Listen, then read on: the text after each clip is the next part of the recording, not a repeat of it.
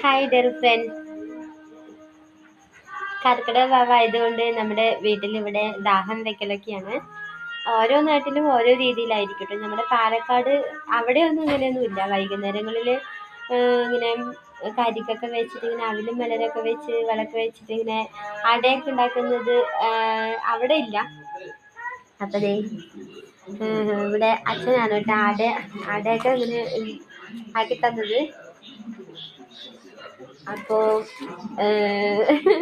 എനിക്കിന്ന് വൈകുന്നേരം ഞാനൊന്നും കഴിക്കുന്നില്ല കേട്ടോ. ഒരു നേരം ഭക്ഷണം കഴിക്കുന്നില്ല. ഞാൻ മൈദ കൊണ്ടുള്ള അപ്പം ഉണ്ടാക്കി കഴിക്കാമെന്ന് കരുതിയിരിക്കാൻ കേട്ടോ. നാളെ ബലിയിടണം നമ്മുടെ അമ്മയ്ക്ക് വേണ്ടിയിട്ട്. അപ്പോൾ എനിക്കിത് ഉണ്ടാക്കാൻ അറിയാത്തത് കൊണ്ട് അച്ഛനാണ് കേട്ടോ അതൊക്കെ പരത്തിയൊക്കെ തന്നത്. ഞാനിത് ഈ ഉരുളിയിൽ ഇങ്ങനെ വെച്ച് വേവിക്കണമെന്ന് മാത്രമേ ഉള്ളൂ. അപ്പോൾ ഇതേ കുറച്ച് ഇത് ഇവിടെ വെച്ചിട്ടുണ്ട്. അപ്പോൾ അവിടെ ആദ്യക്കൊട്ടിന് അവിടെ അച്ഛനുമായിട്ട് അവിടെ ദാഹം വയ്ക്കുന്ന അവിടെയാണ് കേട്ടോ.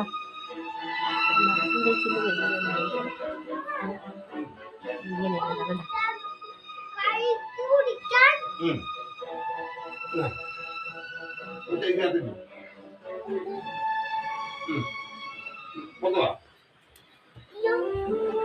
ഇങ്ങനെ അവിലും മലരയൊക്കെ ഇങ്ങനെ വെച്ച് എന്നിട്ട് കുറച്ച് നേരം വാതിലടച്ച് വെക്കണ്ട. അപ്പോൾ അങ്ങനെയൊക്കെയാണ്.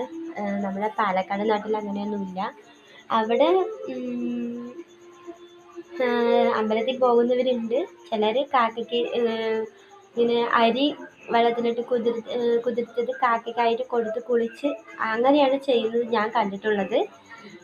ഇവിടെ ദാഹം വയ്ക്കുക എന്നാണ് പറയുന്നത് കേട്ടോ. അപ്പം അടയൊക്കെ ഇങ്ങനെ ചുട്ടെടുത്തിട്ട് ഇങ്ങനെ ദാഹം വയ്ക്കുന്നതായിട്ട്.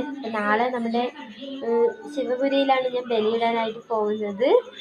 അപ്പോൾ ഇന്ന് ലൈവൊന്നും ചെയ്യാൻ പറ്റില്ല കേട്ടോ. വൈകുന്നേരം വന്നിട്ട് കുറേ പണികളൊക്കെ ഉണ്ടായിരുന്നു. പിന്നെ ആദ്യക്കൂട്ട് ലൈവ് ചെയ്യാൻ സമ്മതിക്കൊന്നുമില്ല. അങ്ങനെയൊക്കെയാണ്.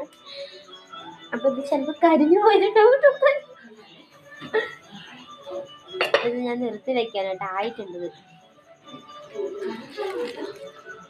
അപ്പോൾ ദേ എല്ലാവർക്കുമായിട്ട് എൻ്റെ വക അട ഞാൻ കഴിക്കുന്നത് നാളെ കാലത്തേ കഴിക്കുകയുള്ളൂ. അപ്പോൾ ഫ്രണ്ട്സ് നിർത്താണ് കേട്ടോ.